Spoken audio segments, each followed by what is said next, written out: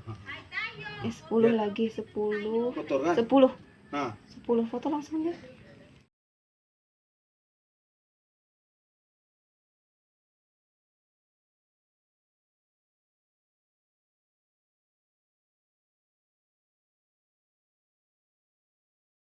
Nah, di sini salinitasnya 0% karena air sumur bornya ini cenderung lebih payau, tidak ke asin. Tapi kalau air dari laut itu dia asin, memang kadar garam itu 100%.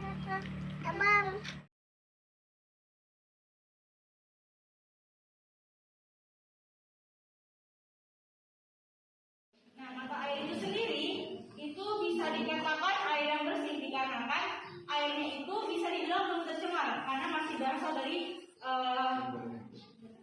dalam tanah, benar. Jadi belum tercemar dari kotoran secara langsung, jadi bisa diminum. Gitu. Makanya orang mendaki atau orang pramuka biasa langsung minum aja. Tapi kalau misalnya belum yakin itu air yang bersih, itu bisa diolah lagi. Gelas plastik, lalu tinggal apa yang lanjut aja ya. Oke, baiklah. Assalamualaikum warahmatullahi wabarakatuh. Baiklah, tadi Ibu Anissa sudah memaparkan bagaimana pentingnya air bersih untuk kesehatan ya. Sekarang Ibu akan coba menjelaskan tentang pembuatan alat pemurni air laut ya, air laut untuk memenuhi kebutuhan air bersih di SMA Negeri 1 daerah pesisir provinsi Riau. Oke, lanjut ya. Nah, ini dia. Jadi sebenarnya sebelum Ibu membuat alat ini, tahun kemarin Ibu sudah membuat alat eksperimennya. Eksperimen buat itu Ibu buat praktek, tapi digunakan hanya untuk eksperimen pemanasan global, nanti dicobakan sama siswanya di lapangan di sekolah. Nah, tapi belum nyatanya seperti apa. Nah, ini dia alatnya. Yang ini ukurannya hanya 43 panjangnya dan lebar ke belakangnya ini hanya 33. Jadi nanti yang akan dibangun di samping ini seperti ini, pakai atap kaca. Cuma atap kaca sekarang belum dipasang karena daknya belum kering. Insya Allah besok nanti dipasang. Nah, ini dia alat ukur yang digunakan, ada refraktometer, luxmeter, pH meter, termometer, gelas ukur. Jadi kalau kita lihat, nah seperti ini. Tapi kalau di alat Ibu itu yang digunakan tahun sebelumnya untuk eksperimen sekolah ya, waktu itu di SMA N1 Gampang Serta Pinang Ibu Riau. Nah ini dia, jadi di bawah sini. Ini sama dengan yang di sini, cuman kan di sini nanti kita pakai galon, cuma nanti kiri kanan ada menampung air tawarnya. Kalau ini kan karena untuk eksperimen, nanti di sini letakkan air tawarnya. Tapi waktu itu air tawar yang diletakkan di sini hanya 1 liter. Tapi kalau ini nanti ratusan liter kita letakkan air lautnya. Air laut yang letakkan di sini 1 liter waktu di eksperimen Ibu yang tahun kemarin. Tapi kalau jalan ini rencananya itu bisa menampung insya Allah 600-an liter. Ya. Dengan harapan air tawar yang dihasilkan juga banyak, ya kan? Nah ini dia alat ukur yang digunakan. Nanti ini Bu ajarin dia yang dibawa alatnya. Ibu tinggalin juga nanti satu set ya. Biar nanti gampang eksperimen sama Ibu punya. Ya, lanjutnya. Nah ini dia. Jadi waktu itu ini dengan menggunakan air laut yang ada di Inhil ya. Waktu itu kita melakukan eksperimen dari jam 9.30 sampai jam 3 sore. Jadi tiap setengah jam itu diambil data. Ini intensitas mataharinya lagi panas-panasnya jam 9.30 itu, ini suhu lingkungan kaca. Ternyata setelah dari jam 9.30 sampai jam 3 sore itu dihasilkanlah 49 ml air tawar dari 1 liter. Sedikit memang kan, nah alatnya kecil, itu dia.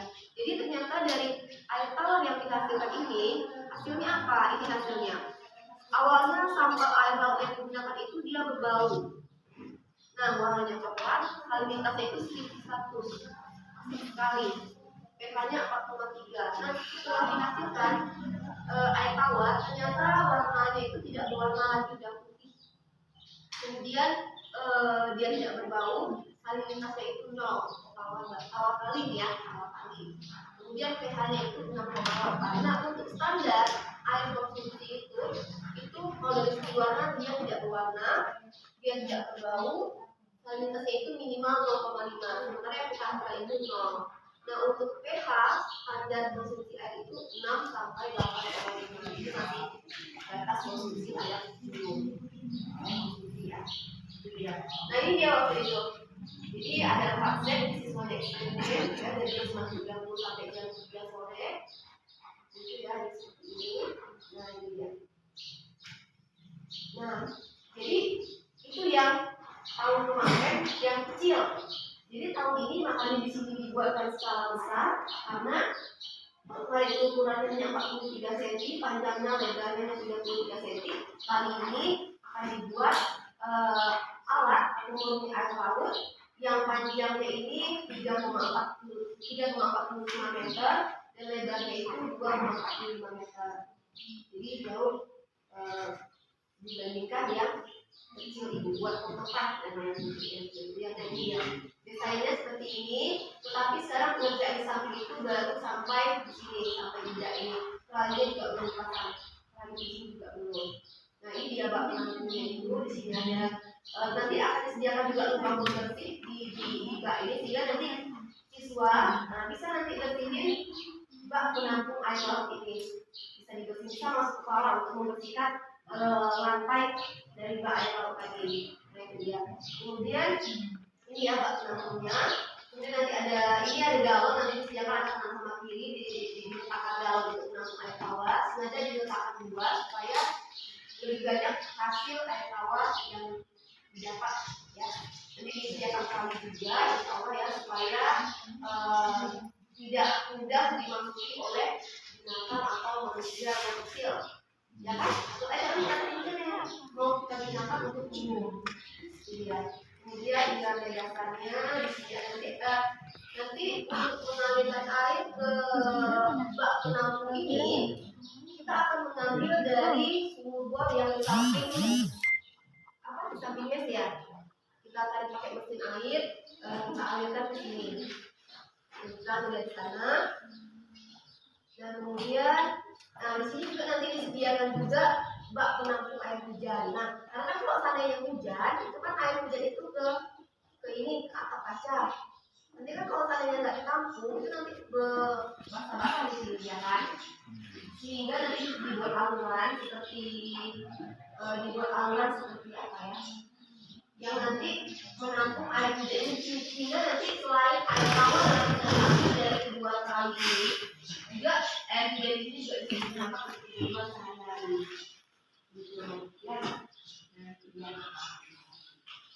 Nah ini dia. Untuk sistem kerja alat, jadi di sini itu yang penting. Prinsip dasar dari alat pemurni air laut ini adalah menguapkan air. Jadi tadi air tadi kan panas nih, panas di sini. Apa yang terjadi kalau seandainya panas mengenai kaca? Di sini ada air. Jadi di mana airnya? Menguap. Kemana uapan air tersebut? Akan pergi ke dinding kaca. Ini namanya di bak sama untuk ini namanya blok evaporasi. Jadi di blok evaporasi ini nanti akan terjadi penguapan dan penimbunan. Penguapan air akibat panas, ya air panas karena panas yang diterima dari lingkungan. Nah kemudian air tadi akan menempel untuk berdasarkan apa teman-teman di sini di mana di dinding kaca ya kaca saya kaca. Nanti baru dialirkan ke bak galon penampungnya. Nah itu dia. Jadi di sini sebenarnya prinsip dasar alat pemurni air laut ini adalah dengan cara menguapkan air yang kemudian menampung air yang dikumpulkan. Itu saja, tidak ada segala macam lagi yang ada. Jadi karena panas, uap air tadi, air menguap, kemudian dia mengembun, kemudian dia ditampung. Gitu ya. Sehingga garam mineral dan kotoran yang ada pada air laut akan dipisahkan. Nah, dia dulu tahun 2014 itu sama mahasiswa pernah mencobakan waktu itu kami mengambil air di Bengawi. Itu ahli sekali dan mengambil datanya bisa berhari-hari. Jadi di penampungan ini ada garam yang tertinggal, residunya ada. Residu itu kan sisa ya, sisa berupa garam. Nah sementara air tawarnya udah mengembun dan tertampung di bak penampungan air tawar. Tapi kalau seandainya lama nanti Anda akan kelihatan residu di sini, makanya disediakan lubang ini, lubang pembersih supaya bisa membersihkan ini paling tidak 1000 kali atau berapa berapa minggu sekali. Ya, ya. Jadi tidak banyak sisa-sisa kotoran dan udara mineral yang tinggal di lantai bak ini tadi. Maka di sini kita memisahkan udara mineral dan kotoran dari air laut. Sehingga yang terdapat itu adalah air tawar, gitu ya. Nah di sini jadi proses air tawar yang diaturkan tadi ditentukan oleh proses penguapan dari air laut dalam ruang evaporasi dan proses pengembunan yang terjadi di kaca penutup. Jadi proses penguapan ini akan semakin baik apabila suhu air laut di dalam ruang evaporasi ini tinggi. Berarti kan menunjukkan ini air menguap kan? Tetapi proses pengembunan itu semakin baik terjadi apabila suhu kaca yang atap tadi itu rendah. Jadi nanti jangan heran kalau seandainya pada alat ini ketika udah agak teduh itu banyak air yang keluar dari sini yang tertampung karena kan suhu kaca sudah kecil ya kan, nah, sehingga proses pengembunan akan semakin cepat terjadi gitu dia. Jadi di sini dia menerapkan konsep penguapan dan pengembunan gitu ya, karena proses pengembunan itu dipengaruhi oleh suhu kaca penutup di dalam ruang evaporasi. Jadi semakin rendah suhu kaca penutup maka proses pengembunan akan semakin cepat terjadi. Nah insya Allah besok itu akan ambil data rencana sampai jam 9 malam. Karena kan semakin, tapi anak nggak ikut, ibu yang ambil data semakin ikut. Sehingga pengen tahu semakin malam itu gimana hasil air tawar yang dihasilkan. Ya. Nah ini dia. Kita akan masuk ke cara pembuatan alat penguji air laut. Ini nanti kalau Ananda mau buat ya di rumahnya ya. Yang pertama itu pengukuran nol fondasi. Nah sebenarnya kan di sini daerah rawa-rawa, tapi setelah didiskusikan dengan Pak tukamnya, ternyata tidak perlu lagi pakai cerocok. Cukup nanti digali saja tanahnya ini kita buat fondasi rolak ya, fondasi rolak. Jadi nanti digali saja tanahnya sekitar 50 sampai 80 cm untuk membuat fondasinya. Supaya nanti jadi fondasi yang digunakan itu fondasi rolak agar bisa menahan bangunan pada tanah sehingga bisa memberikan ke dinding bangunan. Jadi awalnya seperti ini, kemudian dia fondasi sedalam 50 sampai 80 cm ya, kemudian sampai kita dia awalnya tuh kita maunya pakai cerocok. Karena kan dari info yang kami tahu sebelum kami menulisir, ternyata kan itu ada rawa-rawa. Ini juga itu harus pakai cerocok, tapi setelah tidak keadaan tangannya, ternyata bisa tanpa cerocok. Itu makanya dibuat dalam ruangan. Kemudian ini di samping ya, kemudian dipadatkan lagi tanah pada bagian fondasi rolak ya. Nah ini dia. Nah di sini rangka slop itu kita gunakan di sini menggunakan bata kemudian diletakkan besi. Tujuannya agar dinding tadi atau bawahnya tadi itu memiliki kekuatan untuk menahan baknya dan atap kaca. Ya, karena kalau kalau bata aja pasti nggak akan kuat kan, takutnya ambruk kan, makanya dibuat rangka slop besi ya untuk menahan kekuatan bangunan. Nah ini juga untuk lantai dasarnya juga dibuat perakitan besi. Jadi di sini lantai dasar ini panjangnya 4 meter, lebarnya 4 meter, kemudian jarak besinya ini sekitar 20 cm. Ya, iya. Selanjutnya, nah dicor yang ini akan semen yang lumayan banyak ya supaya nanti kokoh dia bisa dasar. Nah selanjutnya ini lagi pemasangan dinding bata. Di sini dibuat 3 ruangan. Kenapa 3 ruangan? Karena ada 2 ruangan untuk menampung air tawar dari air laut. Ya. Kemudian ruang penampungan air tawar tadi letakkan dalam itu panjangnya sekitar 2,4 meter, lebarnya 90 cm dan tingginya 1,2. Kemudian ada satu ruangan lagi di tengah untuk menampung air hujan. Kalau panen hujan nanti air hujan menimpa atap kaca, dibuat talang air yang menuju ke bak penampung air hujan sehingga bisa digunakan juga untuk kebutuhan sehari-hari. Ya, nah ini dia. Jadi di sini nih, ini proses pembuatan bak penampung air laut.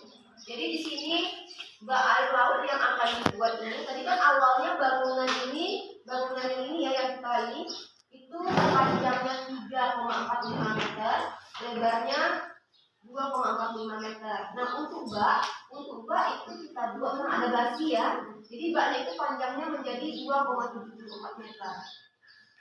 Kemudian tingginya 21 cm ya, 21 cm atau 0,021 meter. Jadi dia cukup pendek saja. Tujuannya supaya apa? Supaya air tadi cepat panas. Karena kalau baknya terlalu dalam nanti airnya lambat panasnya. Kalau air lambat panas, lambat terjadi proses penguapan.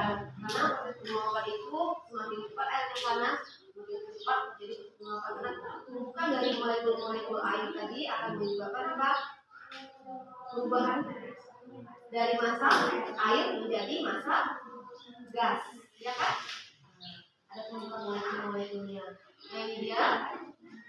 Jadi tapi tinggi bak tadi kan 21 cm. Tetapi nanti yang bisa diisi air hanya 14 cm. Tidak, tinggi baknya memang 21 cm tapi tidak bisa diisi air sampai 21. Kenapa? Karena nanti kalau akan meluber dia.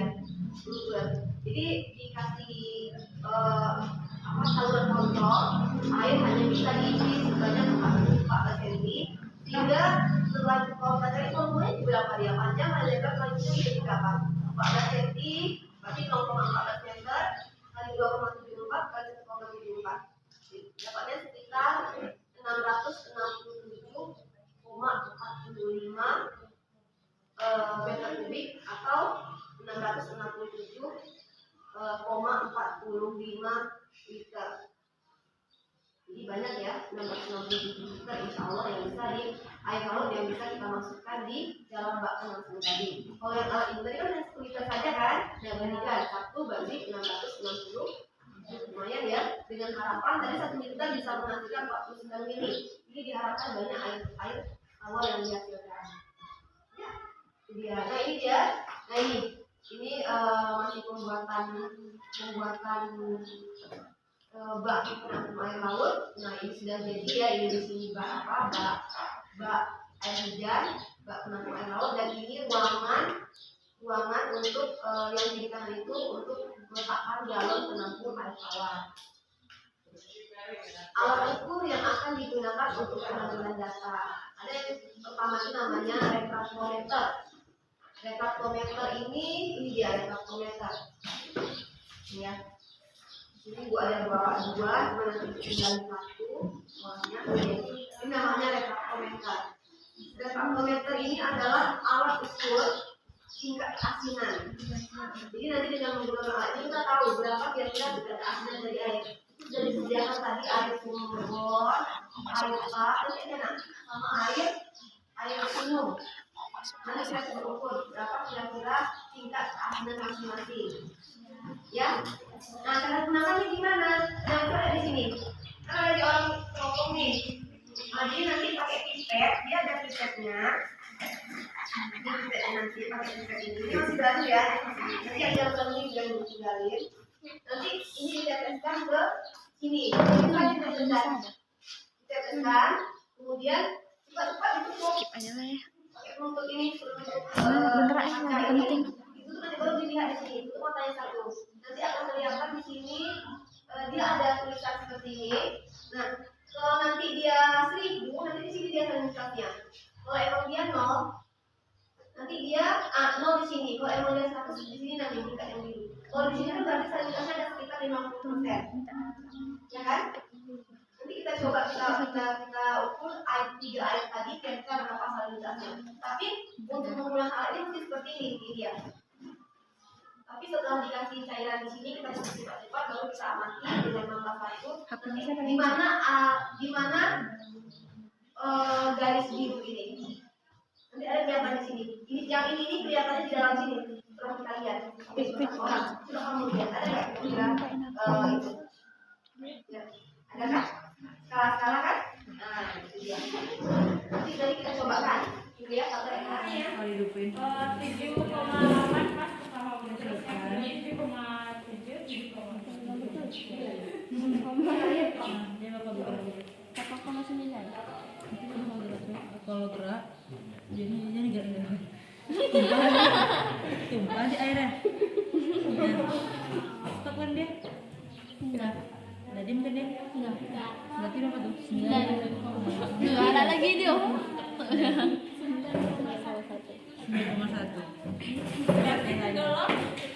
Basah.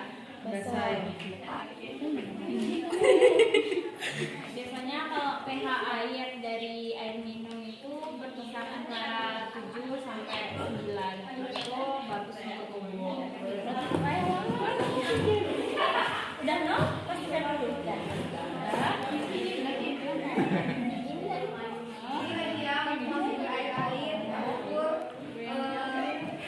Salinitas kadar garam.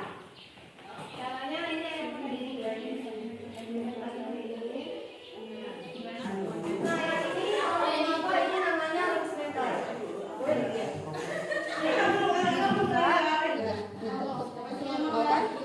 Nanti coba disenteri handphone di sini berapa? Nanti ini bisa kita milih pengen kali 1, kali 10 atau kali 100. Coba disenteri di sini. Sekarang kita yang normal dulu ya. Sekarang berarti di ruangan ini sekitar 100. Kemudian nanti akan tenang baru kita ambil.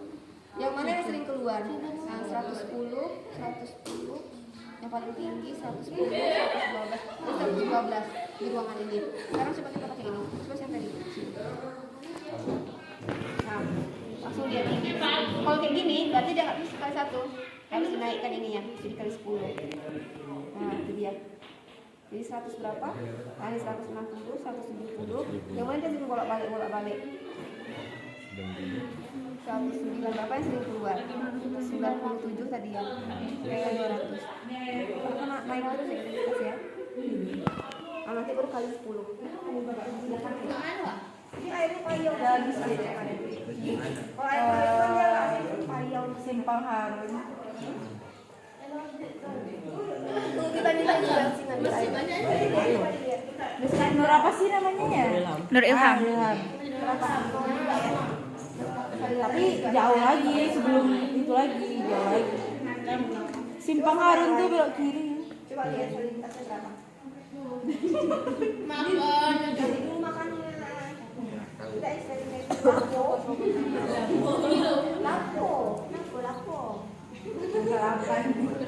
Mau ya, mau juga kan? Iya. Ya. Apa tidak? Air payau, makanya air minumnya nggak asal air payau. Makanya kita minta edukasi. Iya, makanya kita mau edukasi ngambil air garam. Kita pengen lihat berapa salinitas air garam ini. Air ternyata air pumpnya nol. Payau kan dia payau kan? Apa itu ada tuh ada ini. Apa ini itu apa itu? Birunya dak. Biru putihnya. Kan ada garisnya gitu. Enggak ada. Enggak ada berarti dia nol. Karena dia payau kan. Aduh dia habis. Itu menggigil. Berapa? Ayo serius berapa?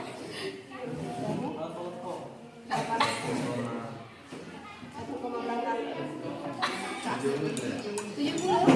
Coba dilihat. Oh, berarti lebih dari 100. Lebih dari 100. Ini teman-teman dia membaca hanya bisa sampai salinitas 100. Berarti di atas 100. Salinitas 1 jaga asin. Coba lihat boleh lihat. Asin. Coba.